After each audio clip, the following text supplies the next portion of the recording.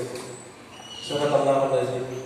Wa qala Rasulullah sallallahu alaihi wasallam, "Man shoma Ramadhana imanan wa ihtisaban, ghufira lahu ma taqaddama min dhanbihi." Wa qala aidan, "Man qama Ramadhana imanan wa ihtisaban, ghufira lahu ma taqaddama min dhanbihi." Sadaqallahu sadaqa Rasulullah. Hadirin jamaah tarawih rahimakumullah. Alhamdulillah kita bersyukur kepada Allah atas segala nikmat dan karunia-Nya. Mungkin tahun lalu kita melaksanakan salat tarawih di rumah masing-masing. Tapi alhamdulillah malam ini atau bulan Ramadan ini kita sudah bisa melaksanakan salat tarawih kembali di masjid ini. Itu adalah satu kesyukuran. Artinya corona insya Allah akan berlalu. Amin. Dan juga doakan mudah-mudahan haji tahun ini ada sehingga saya bisa berangkat haji lagi. Sejak tahun 2000 saya sudah naik haji sampai tahun 2019. Jadi 18 kali naik haji, tapi terakhir karena corona tidak bisa naik haji. Amin ya rabbal alamin. Allah Subhanahu wa taala berfirman di dalam Al-Qur'an, "Syahrul Ramadan alladzi unzila fihi al-Qur'an hudan lin-nasi wa bayyinatin minal huda wal furqan, wa man syahida minkum asy-syahra falyasum." Bulan Ramadan adalah bulan diturunkannya Al-Quran sebagai petunjuk bagi manusia dan pembeda antara yang benar dan yang salah, antara yang baik dan yang buruk. Wa man syahida minkum asy-syahra falyasum. Dan barang siapa yang mendapatkan bulan Ramadan itu maka hendaklah dia berpuasa. Hadirin jamaah tarawih rahimakumullah. Para mufassir menafsirkan ayat ini dengan menggarisbawahi faman syahida minkum asy-syahra falyasum. Barang siapa yang mendapatkan bulan Ramadan itu, barang siapa yang mendapati umurnya masuk di bulan Ramadan, maka hendaklah dia berpuasa. Para ulama menafsirkan kenapa? Karena Allah Subhanahu wa taala menurunkan Al-Qur'an sehingga kita diperintah berpuasa. Jadi karena Al-Qur'an itu turun, para ulama mengatakan kita diminta mensyukuri akan turunnya Al-Qur'an. Sehingga Allah Subhanahu wa taala memerintahkan kita untuk berpuasa atas turunnya Al-Qur'an ini. Ini salah satu pendapat ulama kenapa kemudian setelah Syahrul Ramadan alladzi unzila fihi al-Qur'an, kemudian ayat berikutnya faman syahida minkum asy-syahra falyasum. Barang siapa yang mendapati umurnya masuk di bulan Ramadan, maka hendaklah dia berpuasa.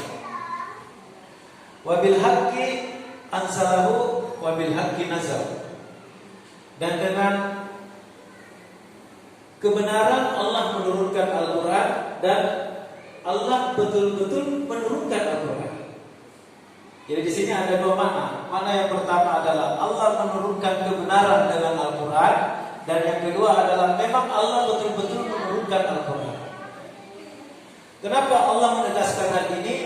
Karena orang-orang kafir mengatakan bahwa Al-Qur'an itu bukan kebenaran, tetapi itu adalah karangan Nabi Muhammad. Karangan Muhammad. Dia tidak mengatakan karangan Nabi Muhammad, karangan Muhammad. Sehingga Allah menurunkan Al-Quran, Allah menurunkan ayat dengan mengatakan wa bil haqqi anzalnahu. Maka dengan kebenaran itulah saya betul-betul menurunkan Al-Quran, bukan karangan Muhammad. Wa bil haqqi nazal. Dan Al-Quran itu betul-betul satu kebenaran. Artinya apa? Satu kebenaran yang tidak ada bisa membantahnya, siapapun dia. Siapapun dia. Di dalam surah Al-Baqarah yang sering kita baca, Allah berfirman, "Dzalikal kitabu la raiba fihi hudan lil muttaqin." Di dalam Al-Quran itu adalah kitab yang tidak ada keraguan padanya. Jadi Allah menegaskan begitu banyak ayat di dalam Al-Quran yang menegaskan bahwa di dalam Al-Quran itu tidak ada keraguan padanya. Artinya seluruh yang diturunkan Allah itu adalah satu kebenaran, tidak ada kesalahan. Hudan lil muttaqin. sebagai petunjuk bagi orang-orang yang bertakwa. Nah, oleh karena itu maka bulan Ramadan ini adalah tidak bisa dilepaskan dari Al-Quran. Pertama tadi karena Al-Quran itu turun di bulan Ramadan, sehingga para mufassir mengatakan gara-gara Al-Quran diturunkan maka kemudian Allah memerintahkan kita berpuasa, mensyukuri atas turunnya Al-Quran. Kemudian yang kedua adalah law anzalna hadzal qur'ana ala jabalin la ra'aitahu khashi'an mutasaddian min khasyatillah. Kalau seandainya Al-Quran itu diturunkan kepada satu gunung, maka gunung itu akan hancur, berkeping-keping. Gunung itu akan meletus. Atau kalau ada gunung batu itu akan hancur berkeping-keping. Disebabkan karena apa? Khasyi'an, karena ketakutan, mutasaddian, dan karena ketidakmampuan menerima begitu berat beban yang Allah turunkan kepada gunung-gunung itu. Dan kemudian Al-Quran diturunkan kepada manusia. Dan kita sebagai manusia menerima Al-Quran ini, sehingga sebelum kita lahir ke dunia ini ada satu pertanyaan, yang mana pertanyaan ini semua dijawab oleh kita manusia dengan mengatakan alastu birabbikum qalu bala syahidna. Apakah saya ini adalah Tuhanmu? Kita semuanya ditanya pada saat berada di alam rahim. Setelah kita mengatakan qalu bala syahidna, setelah itu kita mengatakan betul ya Allah Engkau adalah Tuhanku, maka kemudian kita pun dilahirkan ke muka bumi ini, diizinkan oleh Allah untuk menerima kebenaran Al-Quran itu. Karena Al-Quran sudah ada menunggu kita sebelum kita lahir. Artinya apa? Allah Subhanahu wa Ta'ala menciptakan manusia, menciptakan alam semesta ini dengan segala macam bentuk isinya. Allah sudah memberikan satu petunjuk, menyiapkan satu petunjuk berupa Al-Quran. Sehingga Al-Quran itu bukan hanya dibaca oleh kita sebagai manusia, tetapi juga dibaca oleh makhluk-makhluk yang lain. Juga didengarkan oleh malaikat. Sehingga ibu-ibu, bapak-bapak, kalau bapak dan ibu ingin malaikat lebih banyak berada di rumah kita, maka baca banyak-banyak Al-Quran di rumah.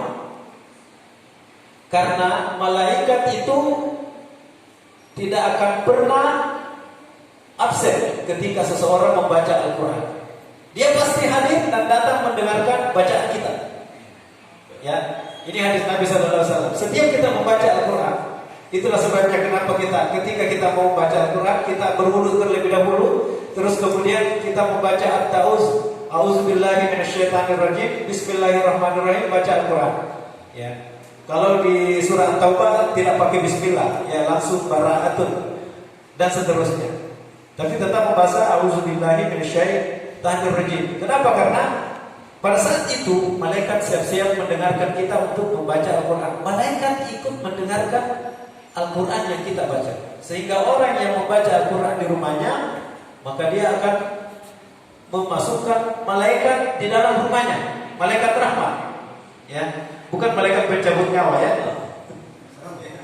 Bukan malaikat pencabut nyawa, malaikat rahmat, ya. Jangan sampai nanti jangan nih. Soalnya tetangga saya tadi meninggal. Jangan-jangan nih karena saya baca Quran nanti malaikat pencabut nyawa mampir di rumah saya. Karena Ustaz bilang kalau baca Al-Quran malaikat mendengarkan. Bukan malaikat pencabut nyawa, tapi malaikat rahmat. Merahmati kita dengan sayapnya, dengan kasih sayapnya. Kata dalam sebuah hadis dikatakan sayapnya dikepakkan, dilebarkan dan menaungi kita bagi orang-orang yang membaca Al-Quran. Luar biasa. Nah, itulah sebabnya makanya bulan Ramadan itu disebut juga Syahrul Quran.